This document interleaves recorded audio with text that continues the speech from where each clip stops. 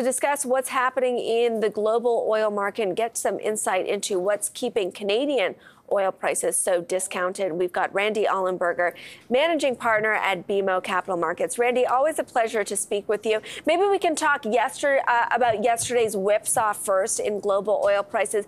Did it make any sense to you that OPEC would be considering increasing production at this time? No, it didn't. I mean, obviously, we'd seen them cut pretty dramatically in their last meeting here. And so the headline that came out yesterday suggested that they were contemplating a 500,000 barrel a day cut. As you mentioned, it proved to be inaccurate. And the Saudis came out and said, we have no plans. And in fact, I wouldn't be surprised when they meet here at the beginning of December that they talk about perhaps cutting additional oil off the market against a weaker than expected demand backdrop.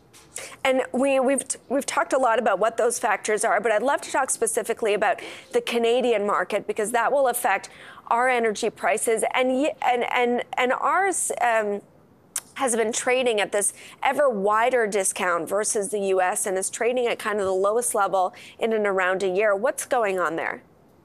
Yeah, so Western Canada Select is, you can think about that as a commodity within a commodity. Is subject to its own supply and demand dynamics that are somewhat separate from WTI and other global benchmarks. And that's because it's heavy sour oil. And so it needs specialized refining equipment in order to process it.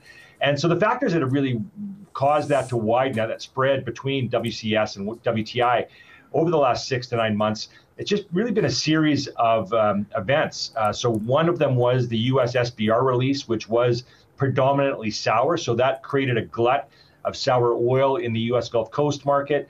We saw natural gas prices skyrocketing in Europe and Asia, and natural gas is required to treat heavy sour oil. And so that discouraged refineries from processing that oil and contributed to the overhang. And then more recently, we've had this scramble for diesel. And so as the refiners are focusing on making diesel, that's creating a bit of a glut in the high sulfur residual fuel oil market. China is normally a larger consumer of this product. They haven't been taking as much. And so what we're looking at is a glut of high sulfur fuel oil that competes with Canadian heavy oil for some of the refining space. And so the bottom line here is there's been a series of factors, including some refinery outages in North America, that have all driven that spread higher. But we do believe they are temporary. Yeah, let's talk about that. That was a great explanation, by the way, of what's gone on in the last 6 to 9 months. So when you say they're temporary, what kind of re-rating are you looking for and under what timeline?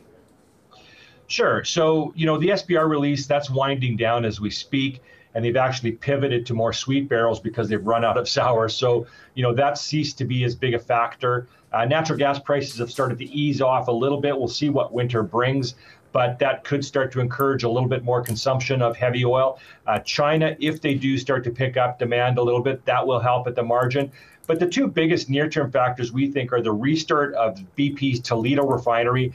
That went offline in September. That had a big impact on those differentials. That should come back online here in the first quarter, and that will consume about 100,000 barrels a day of Canadian heavy oil.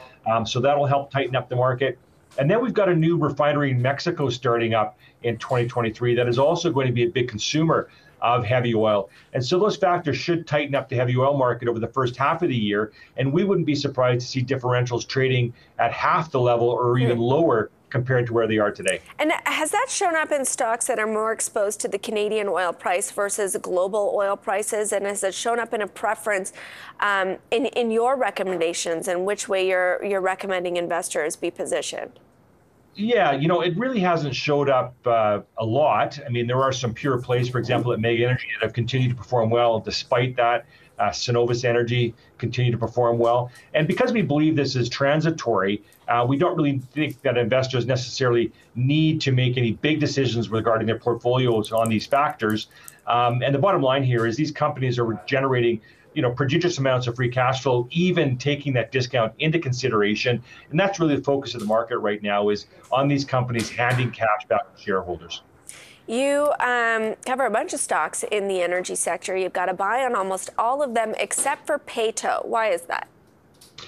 Yeah, so Peyto's a natural gas producer, and they are pretty well hedged, which has prevented them from taking advantage of some of the upside. The positive is it's also limiting their downside exposure and helping them with that dividend that they just increased. But it's really just more a function of there are other natural gas stocks that we like better, that we think have a greater potential to return more cash to shareholders than Peyto does, just by virtue of the fact of those hedges, and also by virtue of the fact of the different markets that Peyto sells into versus other companies. So it's really just, our view that there are some natural gas companies like Tourmaline or ARC that we think are better positioned. A lot of these companies, and especially in oil, have taken the windfall from higher oil prices, returned them back to shareholders rather than invest in new projects or grow through acquisitions. Are you worried about that in terms of what that means for future growth in the sector? Well, the sector really isn't planning on growing production very much, particularly on the oil side. We don't really have a lot of spare pipeline capacity that would allow that growth, firstly. So, once TMX is completed in, say, 2024, that should allow for some incremental growth coming out of Western Canada. But the industry is really not focused on growth. The industry is focused on returns of capital shareholders. That's what shareholders want. And quite honestly, that's what governments are telling companies they want to see, by virtue of the fact that they are discouraging the companies from making these longer term investments. And I just want to end on sentiment. You have seen many cycles, Randy, and you've seen a wholesale rejection of Canada's energy sector before we got these boom in oil prices. What's it like right now? Investor interest in Canadian energy has been picking up steadily over the last 12 to 18 months. We still think there's a long ways to go. So we believe that we are in very early stages of this cycle. We think we're going to see high commodities for the next several years, and those high commodity prices will translate into even more cash coming back to shareholders. And we think that that's ultimately going to drive a re-rating in a positive way of the sector for the next couple of years here. And Randy, we were just taking a look at a company like Calfrac, which on a one-year chart looks super impressive, but on a five-year chart kind of tells a very different story. And I think that speaks to a case that long-term bulls have about how much further it can go up.